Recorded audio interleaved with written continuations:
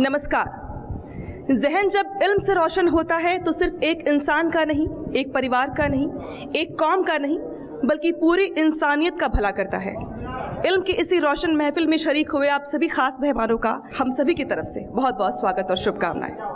अगर किसी की मदद करनी हो तो आमतौर पर ऐसा कहते हैं कि अगर आपको किसी की व्यक्तिगत मदद करनी हो तो उसे दान दे दीजिए, अगर इसके लिए पैसे देने पड़े तो पैसे दे दीजिए, लेकिन अगर किसी की ज़िंदगी बनानी हो, उसकी ज़िंदगी को सफल करना हो या किसी की ज़िंदगी का भला करना हो तो उसे इल्म की रोशनी दीजिए, यानी कि शिक्षा दे दीजिए। और इसी काबिल तारीफ सोच और जज्बे के मालिक थे डॉक्टर ख्वाजा एस.एम. यूनुस साहब, जिन्होंने इरम एजुकेशनल सोसाइटी लखनऊ की बुनियाद रखी थी। हमारे कार्यक्रम की शुरुआत हो चुकी है, जिसमें अगला सेशन, जो फर्स्ट सेशन है, वो है सेमिनार का, जिसको आगे बढ़ाने के लिए मैं मंच पर बुलाना चाहूँगी साबरा हबीब जी को। साबरा जी, ओवर टू यू। बसत खुलूस बसत एहतराम करती हूँ, फिर एक शाम ख्वाजा यूनुस के नाम करती हूँ। बसत खुलूस बसत एहतराम करती हूँ, फिर एक शाम ख्वाजा यूनुस के नाम करती हूँ। इबादतों की तरह अपना काम करती हूँ, मेरा उसूल है पहले सलाम करती हूँ। तारुफ ज़्यादा नहीं कराऊंगी क्योंकि डॉक्टर अम्मार रिज़वी के बारे में कौन नहीं जानता है। शोला सा लपक जाए है, आवाज़ तो देखो, और बहुत सॉलिड बात करते हैं। मैं उनका खैर मक़दम करती हूँ। जब हम ख्वाजा यूनुस साहब की ज़िंदगी को देखते हैं तो जब हम लोग तालिब इल्म थे तो एक फ़िल्म आई थी दिया और तूफ़ान, और उसमें एक बहुत मशहूर गीत था, ये कहानी है दिए और तूफ़ान की। ख्वाजा यूनुस साहब की ज़िंदगी दिए और तूफ़ान की रही है कि एक तरफ तूफ़ान की आंधियाँ हवाएँ थी, तेज़ हवाएँ थी, और दूसरी तरफ ख्वाजा साहब थे। लेकिन फ़तेह किसकी हुई? फ़तेह दिए की हुई, तूफ़ान की नहीं हुई। ये ख्वाजा साहब की ज़िंदगी थी। ख्वाजा सैफ़ी यूनुस को मैं आवाज़ देना चाहूँगी कि वो तशरीफ़ लाएँ। बहुत बहुत शुक्रिया मैम। आज मक़तल में है कातिल, कह रहा ये बार बार, क्या शहादत की तमन्ना अब किसी के दिल में है। खींच कर लाई है सबको कत्ल होने की उम्मीद, आशिकों का आज जमघट कूचा ए कातिल में है। ए शहीद मुल्क व मिल्लत, मैं तेरे ऊपर निसार, अब तेरी हिम्मत का चर्चा गैर की महफिल में है। वक्त आने दे बता देंगे तुझे ए आसमां, हम अभी से क्या बताएं क्या हमारे दिल में है। हिंदुस्तानी तारीख़ का एक बड़ा मशहूर क़िस्सा है कि जब उस दौर के गवर्नर जनरल लॉर्ड कॉर्नवालिस ने टीपू सुल्तान के सामने अपना एक पैगाम भिजवाया कर्नल वेलेस्ली के ज़रिए कि अगर बस एक बार बरतानिया हुकूमत को अपना सर्वे सर्वा मान लो तो फिर ट्रावनकोर से लेकर मराठा हुकूमत तक, मैसूर से लेकर हैदराबाद तक सिर्फ तुम ही तुम रहोगे। और टीपू सुल्तान का जवाब, शेर की ज़िंदगी का एक दिन गीदड़ की ज़िंदगी के 100 साल से बेहतर है। वालिद मोहतरम के नज़दीक मेरे लिए इससे बेहतर मिसाल नहीं हो सकती, क्योंकि अपनी पूरी ज़िंदगी एक शेर की तरह गुजारी है। उनकी जलाई हुई शमा को लाखों लोग दुनिया के गोशे गोशे में आज भी रोशन किए हुए हैं, और उनके उसी मकसद को आगे बढ़ा रहे हैं कि डर मुझे भी लगा फासला देखकर, पर मैं बढ़ता गया रास्ता देखकर। खुद ब खुद मेरे नज़दीक आती गई मेरी मंजिल, मेरा हौसला देखकर। जब हौसला बना लिया ऊंची उड़ान का, फिर देखना फिजूल है कद आसमान का। बहुत बहुत शुक्रिया। अपर्णा बिष्ट यादव साहिबा, मैं उनको स्टेज पर बुलाना चाहूँगी, तशरीफ़ लाएं। मेरा सौभाग्य था कि मैं ख्वाजा यूनुस साहब से उस समय मेरी भेंट हो पाई, और जितनी भी देर हमारी वार्ता हुई, मुझे लगता है कि उनके विचार और उनका व्यक्तित्व दोनों बहुत ही उदार रहा। ख्वाजा यूनुस साहब ने सोचा कि महिलाओं को पढ़ाया जाए, और ये इस्लाम में भी कहा गया है कि एक खातून पढ़ जाए तो 7 पीढ़ियाँ तर जाती हैं।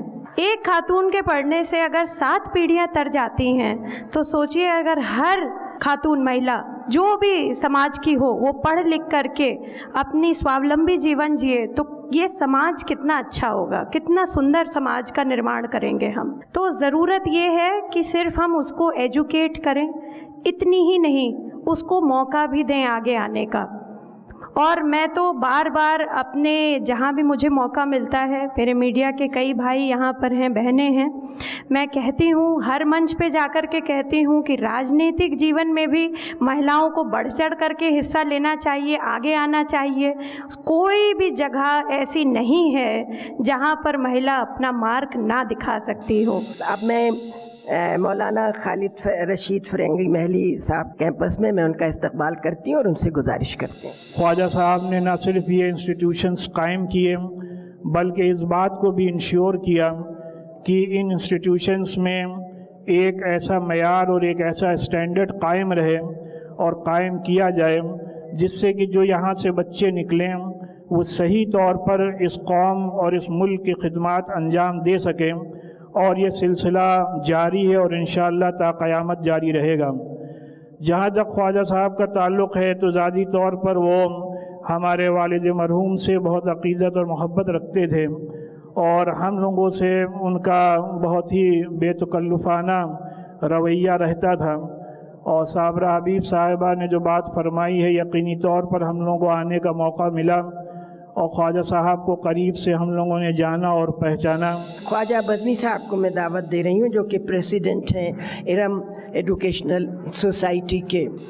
अब्बू के बारे में सिर्फ इतना कहना चाहिए कि हमारे वालिद साहब की एक सबसे बड़ी क्वालिटी ये थी कि वो किसी बात का बुरा नहीं मानते थे। उनको कोई आदमी कुछ भी कहता था वो कभी बुरा नहीं मानते थे।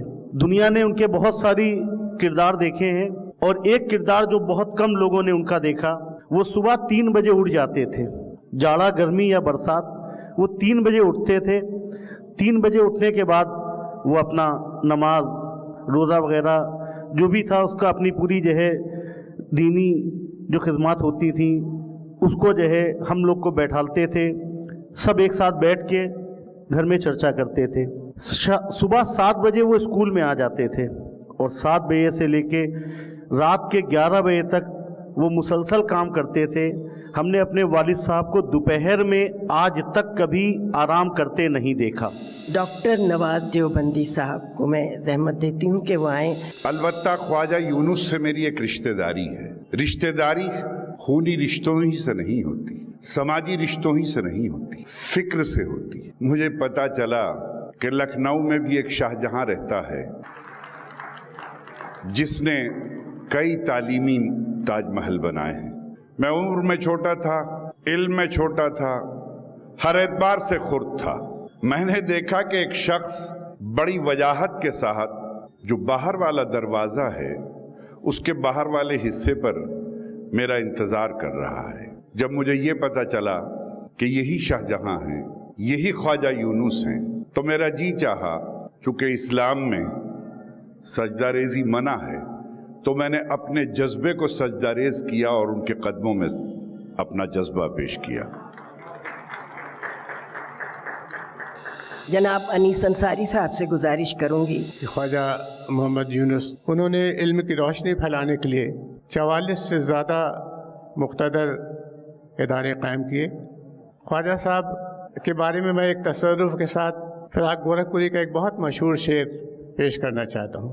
आने वाली सदियाँ तुम पर फ़ख्र करेंगी हम असरो, जब उनको ये ध्यान आएगा ख्वाजा को तुमने देखा है। जनाब मोहम्मद अहमद अदीब साहब को जो मुजाहिद उर्दू लखनऊ हैं। ख्वाजा यूनुस साहब से मेरा निस्फ़ सदी से ज़ायद का अरसा गुज़र रहा है कि वो मेरे साथ कदम कदम पर मुझसे मशवरे मांगते थे और मैं उन्हें सही मशवरे देता था और वो उसको कबूल करते थे। आज मुझे आने के बाद इस बात का एहसास हुआ कि वो शख्सियत जो हमें गले लगा लेती थी, मेरा मुजाहिद आ गया, मेरा मुजाहिद आ गया, गले से चिमटा लेती थी हर तकरीब में। बहरहाल आज उनकी यौम पैदाइश है। मैं उनसे 3 साल बड़ा हूँ सिर्फ, मेरी पैदाइश सन 36 की है, 28 फरवरी, और उनकी 39 की है। प्रोफेसर शारिब रुदौलवी, उर्दू के प्रोफेसर। ख्वाजा यूनुस साहब एक अच्छे कलमकार थे और मैं ये समझता हूँ कि एक तख्लीकी अदब वाला सोचने की जो सलाहियत रखता है, जो लिखता है अदब में, जिसने कुछ किया है, शायरी है, अफसाना है, नावल है, वो बहुत वसीउन नज़र होता है। ये वसीउन नज़री ख्वाजा साहब की ज़िंदगी और ख्वाजा साहब के अमल का एक बहुत बड़ा हिस्सा थी। रिजवान साहब तशरीफ़ ले आए हैं, पुलिस में रह चुके हैं, मैं उनसे गुजारिश करूंगी कि आएँ। उनके बारे में सभी लोगों ने जो फरमाया उसका अहाता तो मैं नहीं कर सकता, लेकिन मैं इतना जानता था कि एक बहुत ही अजीम इंसान थे जिनमें अखलाकियात और मामलात सब बहुत ही अच्छे और काफ़ी ऊंचे दर्जे के उनके अंदर इंसानियत के खाकसारी हो, बुर्दबारी हो, इंकसारी हो, ये सारी चीज़ें उनकी शख्सियत में देखने को मिला करती थी। और उन्होंने तालीम के उसमें जो काम किए हैं वो काबिले फरामोश कभी नहीं हो सकते, बल्कि ता क़यामत उनके जो कारनामे हैं वो खुशबू देते रहेंगे। एक दीप तुम जलाओ, एक दीप हम जलाएं, एक दीप तुम जलाओ, एक दीप हम जलाएं, कुछ अंधेरा तुम मिटाओ, कुछ अंधेरा हम मिटाएं। खुदा हाफ़िज़। खुदा। सेमिनार ख़त्म होने के बाद अब जो नेक्स्ट सेशन है हमारा वो है पैनल डिस्कशन का, जिसमें अलग अलग इंपॉर्टेंट इश्यूज़ पर हम डिस्कशन करेंगे एक्सपर्ट्स के साथ। तो जो पहला टॉपिक है वो है विमेन एम्पावरमेंट का। इसी टॉपिक पर बात करने के लिए हमारे साथ 3 खास मेहमान जुड़ने वाली हैं अब, जिसमें एक है IPS रुचिता चौधरी जी, जो कि IPS है DCP क्राइम अगेंस्ट विमेन।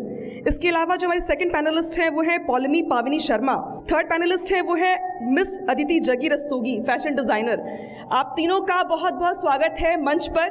क्या वर्दी में, क्या बगैर वर्दी के, संघर्ष तो हर किसी के हिस्से में है, ये तो मानेंगे आप। और आपके हिस्से का संघर्ष जरूर पूछूंगी, मैं इसलिए पूछूंगी क्योंकि बहुत सारी लड़कियां यहाँ पे जो पढ़ती होंगी यहाँ पे, वो जानना चाहेंगी आपके बारे में और बनना भी चाहेंगी आप जैसा।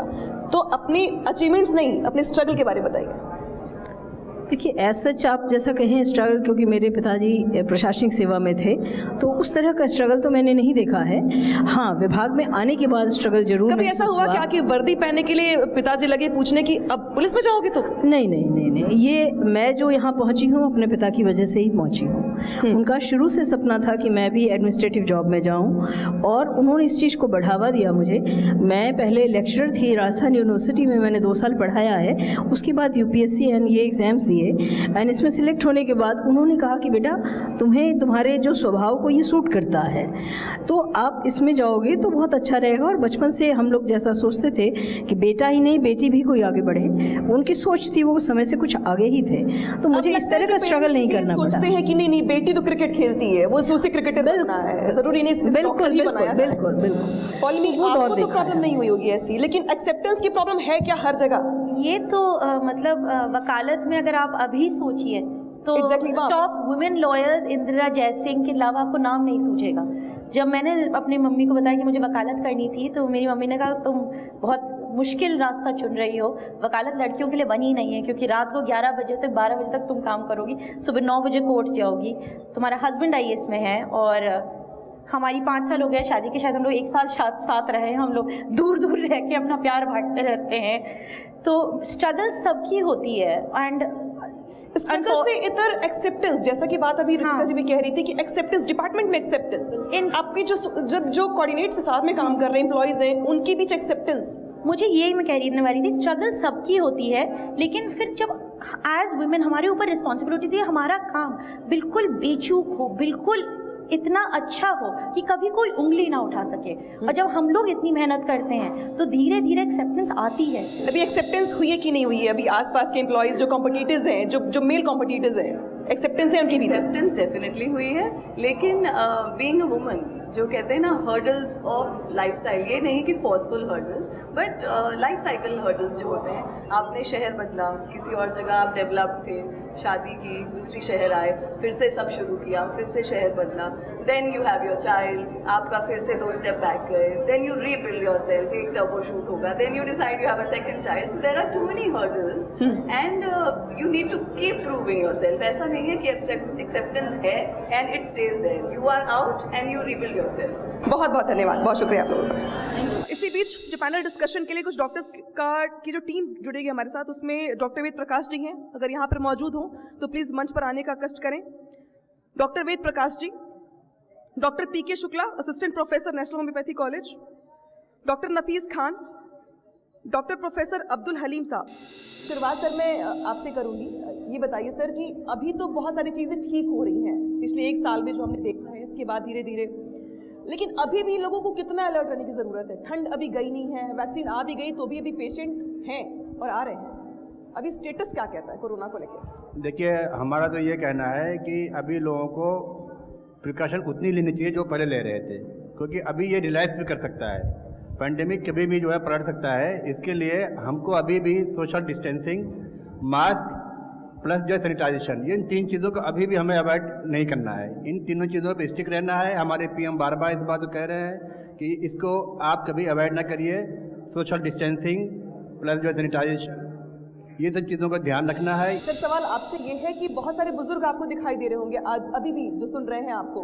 बुजुर्गों के लिए ये मौसम प्लस कोरोना, वो भी वैक्सीनेशन के बाद, किस तरीके से खुद को बचा के रखना है, वैक्सीन को किस तरीके से एक्सेप्ट करना है और भरोसा कैसे पैदा हो लोगों के बीच में? देखिए, हमारे जो बुज़ुर्ग हैं वो हमारे जीवन के लिए बहुत महत्वपूर्ण होते हैं और उन्हें इससे थोड़ा खतरा ज़्यादा रहा है, क्योंकि जो पल्मोनरी सब्जेक्ट है जिसमें कि लंग्स जल्दी इफेक्टेड होते हैं, इनमें ऐसे लोग हैं जो एलर्जिक जो लोग हैं, उनको जल्दी से जल्दी इस पर इफेक्ट होने के डर रहते हैं.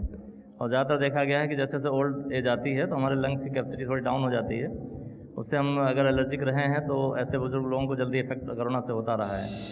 सर सवाल आपसे भी मेरा यही होगा कि जिस तरीके से देखेंगे कि अभी बहुत सर्दी हो रही है, फिर बीच में धूप निकल आ रही है, इस बीच कुछ लोगों का ये भी कहना है कि ये मौसम ज़्यादा खतरनाक है, तो ऐसे में कैसे खुद को बचा के रखें? और अभी कोरोना को लेके, वैक्सीन को लेके भी मैं पूछूंगी आपसे ये कि वैक्सीन लिया है आपने कि नहीं? शुरुआती दौर में वैक्सीन्स को लेकर के जिस तरह का, क्योंकि जो एक सेफ्टी प्रोफाइल है या उसकी जो इफ़ेक्टिवनेस है, उन दोनों को लेकर के थोड़ा जो सवाल थे लोगों के मन में, उसमें ये सवाल तो अब सबसे क्लियर हो चुका है कि सेफ्टी वाला, क्योंकि जहाँ पे लाखों लोग वैक्सीनेट किए जा चुके हैं और कहीं कोई इस तरह के एडवर्स इफ़ेक्ट या एडवर्स रिएक्शंस, एलर्जिक रिएक्शंस जो इमीडिएटली होते हैं वो देखने को नहीं मिले हैं. हलीम साहब, माहौल देखिए क्या लग रहा है कि लोग कुछ शिफ्ट हो पाए हैं क्या? जो भारत सरकार ने जो रिकमेंड किया है, सिफारिशात की हैं, वो नेचुरलपैथी की तरफ बहुत ज़्यादा की हैं और ख़ासकर वो चीज़ें जो घरों में आसानी से अवेलेबल होती हैं या ह्यूमन बीइंग के इर्द गिर्द मिल जाती हैं, इंसानों के इर्द गिर्द, उन चीज़ों को रिकमेंड किया गया है. और नेचुरल ट्रीटमेंट की तरफ बहुत ज़्यादा जो आसानी से अवेलेबल हो जाते हैं. और इसी के साथ अब जो अगला पड़ाव होगा वो इसलिए भी महत्वपूर्ण हो जाता है क्योंकि जिसका इंतजार सभी को था, सुबह से जो डिस्कशंस हो रहे थे, सेमिनार हो रहे थे, उसमें एक शख्सियत का जिक्र बार बार हो रहा था, उत्तर प्रदेश के उप मुख्यमंत्री दिनेश शर्मा का, जो अब इस बीच हमारे साथ मौजूद हैं. वक्त आ चुका है उस मूवमेंट का जिसका इंतजार सभी को था, यानी कि ख्वाजा यूनुस अचीवर्स अवार्ड्स का. ये वो शख्सियतें हैं जिन्होंने समाज के अलग अलग क्षेत्र में अलग अलग महत्वपूर्ण योगदान दिया है, त्याग दिया है, काम किया है, फिर चाहे वो डॉक्टर हो या प्रोफेसर हो, शिक्षा के क्षेत्र से जुड़े हो या स्वास्थ्य के क्षेत्र से जुड़े हो, सभी ने अपना महत्वपूर्ण योगदान दिया है और इसीलिए आज इनको सम्मानित भी किया जाएगा. और जोरदार तालियों से स्वागत करिए डॉक्टर वेद प्रकाश जी का. डॉक्टर नवाज देवबंदी साहब. अगला नाम आता है ऑनरेबल डॉक्टर अमार रिजवी साहब का. और इसी के साथ जो अगला नाम है वो है प्रोफेसर दिनेश कुमार. और इस बीच अगला नाम है पॉलमी पावनी शर्मा. इसके बाद अगला नाम है डॉक्टर पीके शर्मा. इसके बाद चौधरी मोहम्मद काशिफ जी, अगर यहां पर हैं तो मंच की तरफ आए.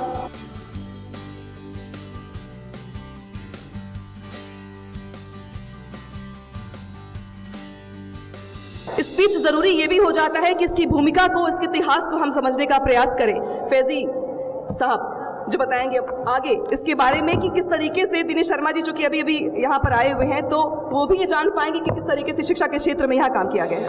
आज के हमारे चीफ गेस्ट मोहतरम दिनेश शर्मा सर, वैसे तो आपके ऊपर हक 22 करोड़ की जनता का है, पूरे उत्तर प्रदेश का, मगर हमारे लखनऊ वालों का और ख़ासकर इंस्टीट्यूशंस वालों का हक आपके ऊपर ज़्यादा है।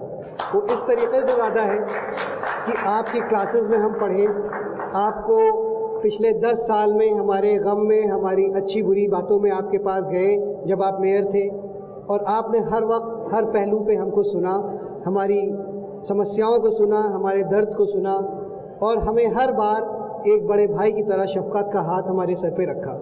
हम बहुत शुक्रगुज़ार हैं सर आपसे, और यहाँ पे आए हुए सभी उन शख्सियत की जो हमारे वालिद साहब के पुराने दोस्त हैं, 50 साल पुराने दोस्त, हमारे अम्मार अंकल, अदीब चचा, जब शायद हम लोग इस दुनिया में भी नहीं आए थे उससे पहले से आप सब हमारे वालिद साहब कदम से कदम, जब उन्होंने लखनऊ में तशरीफ़ लाए तो आप लोगों ने उनको एक सहारा दिया, एक तरीके से उनके साथ खड़े हुए, उनका साथ दिया, और एक छोटे से इंस्टीट्यूशन जो बारूद खाने में हमने कायम किया हमारे वालिद साहब ने, उसको आगे बढ़ाने में जब भी ज़रूरत पड़ी हमारे लखनऊ के अलग अलग शख्सियात उनके साथ खड़ी हुई। आप सबका बहुत बहुत शुक्रिया। हमारे इंस्टीट्यूशंस के बारे में लगभग पिछली बार भी जब सर आए थे तो आपको बताया जा चुका था, क्योंकि लखनऊ यूनिवर्सिटी से एसोसिएटेड होने की वजह से ऑन एंड ऑफ सर के खिदमत में हम लोग हाजिर भी हुए, और सर ने हमेशा अपना एक कह सकते हैं गाइडेंस है, उस तरीके से जब भी ज़रूरत पड़ी ही वॉज ऑलवेज देयर। माननीय डिप्टी सीएम साहब हमारे बीच मौजूद हैं, वो अब अपनी बातों से हमें बताने का ये प्रयास करेंगे कि चूँकि शिक्षा के क्षेत्र में जिस तरीके से एक बड़ा बदलाव हमने देखा अभी उत्तर प्रदेश सरकार के ज़रिए, वो भी हमें सुनने को मिलेगा। साथ ही साथ जिस संस्थान, जिस प्रांगण में हम मौजूद हैं, वहाँ के लोग जो सुबह से इंतज़ार कर रहे थे डिप्टी सीएम साहब का। सर आदरणीय मनमोहन जी, फैजी साहब, शैफी जी, शहंशाह जी, हमारे वरिष्ठ आदरणीय श्री अंबार रिजवी साहब, नवाब मीर जाफ़र साहब, देवबंदी जी, डॉक्टर वेद जी, डॉक्टर शुक्ला, डॉक्टर दिनेश कुमार जी, और न्यूज़ 18 के तत्वाधान में आयोजित इस महत्वपूर्ण कार्यक्रम के सभी प्रतिभागीगण, मेरा सौभाग्य है कि आज मुझे समाज के विभिन्न क्षेत्रों में अच्छा कार्य करने वाले तमाम ऐसे महानुभावों का सम्मान करने का अवसर न्यूज़ 18 और इरम संस्थान के द्वारा दिया गया, जिन्होंने अपनी भूमिका से, चाहे कोरोना का संक्रमण काल रहा हो, चाहे अन्य सामान्य परिस्थितियां रही हों, सब ने अपनी अपनी जगह समाज को अपना सर्वस्व न्यौछावर करने की भावना से काम किया। मैं उन सब का शुक्रगुजार हूं, उन सब को मैं बधाई देता हूं जिनका आज मैंने सम्मान किया है। नई शिक्षा नीति को हम लागू कैसे करें, इसके लिए आयोजित उत्तर प्रदेश की एक टास्क फोर्स है, उसकी बैठक का समापन हुआ है, और मुझे खुशी है कि उत्तर प्रदेश में शिक्षा की दशा और दिशा में परिवर्तन हो, इसके लिए सरकार बड़े जोर से काम कर रही है। हमारी जो विभिन्न पढ़ाई जाने वाली भाषाएं हैं उनकी समृद्धि हो, जो हाई स्कूल इंटर बोर्ड में बच्चे परीक्षा देते हैं उन बच्चों को कंपार्टमेंट के साथ साथ फिर से अगर वो इम्प्रूवमेंट करना चाहते हैं तो अगली परीक्षा में, वो अगले साल की परीक्षा में बैठकर अपने नंबर्स को इम्प्रूव कर सके, पाठ्यक्रम का परिवर्तन हम कर सकें। सभी डिग्री कॉलेज और विश्वविद्यालयों में जो हमारे अध्यापक हैं उनके लिए शिक्षा नीति का एक रिफ्रेशर कोर्स, 7 दिन का रिफ्रेशर कोर्स हम प्रारंभ कर सकें, और तमाम पूरे उत्तर प्रदेश के जिलों में अलग अलग शिक्षा नीति के क्रियान्वयन के लिए हम एक टास्क फोर्स का गठन जिलेवार कर सके। इसके तमाम महत्वपूर्ण निर्णय अभी हमने लिए हैं। सबको साधुवाद देते हुए अपने वाणी को यहीं पर मैं विराम देता हूं। और प्रदेशवासियों को शुभकामनाएं देता हूं कि आइए हम सब लोग आगे बढ़ें, चलें एक साथ और अपने उत्तर प्रदेश को उत्तम प्रदेश बनाने की तरफ बड़ी तेज़ी के साथ काम करने में सफल बने। इसके शुभकामनाएं देता हुआ अपनी बात को समाप्त करता हूं।